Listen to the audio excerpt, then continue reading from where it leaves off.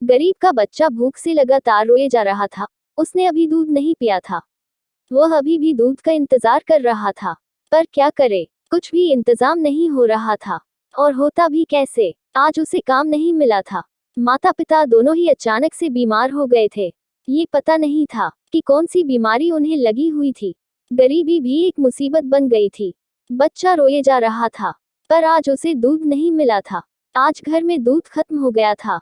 दोनों इतने बीमार थे कि उठ भी नहीं पा रहे थे। उनकी झोपड़ी भी काफी दूर थी। किसी की मदद भी नहीं ले पा रहे थे। गरीब आदमी रोज कमाता है और खाता है। आज बच्चा चुप भी नहीं हो रहा था। भूख से बच्चा लगातार रोए जा रहा था। बहुत हिम्मत करके बच्चे का पिता कुछ काम करने के लिए खड़ा हुआ, पर आज तबीयत खराब होने की वजह से वह कोई काम नहीं कर पाएगा। वो जानता है कि ऐसे काम नहीं चलेगा, अगर काम नहीं है तो खाना भी नहीं है। ऐसा सोचकर वह काम करने के लिए चल पड़ा। बहुत कोशिश करने पर भी आज उसे काम नहीं मिला और वह बहुत परेशान हो गया कि जब जरूरत नहीं होती है तो काम मिल ही जाता है, बट आज बहुत जरूरत है पर कोई काम नहीं। ऐसा कब तक चलेगा, पता नहीं भगवान भी हमें भूल गया है।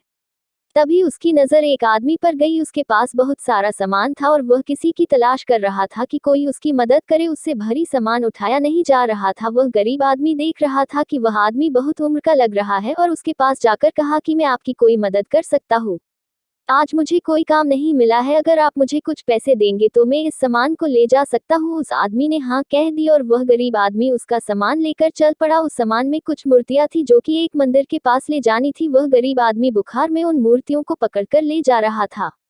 उस आदमी ने पूछा कि मुझे लगता है कि तुम्हारी तबीयत ठीक नहीं है और तुम काम करने के लिए आ गए हो। और फिर उस आदमी ने कहा कि आज बच्चे को एक बोतल भी दूध नहीं मिला है और घर में कुछ नहीं है, इसलिए मैं काम करके उसके लिए दूध लेकर जाऊंगा। जब तक मैं घर नहीं जाऊंगा तब तक वह रोता रहेगा।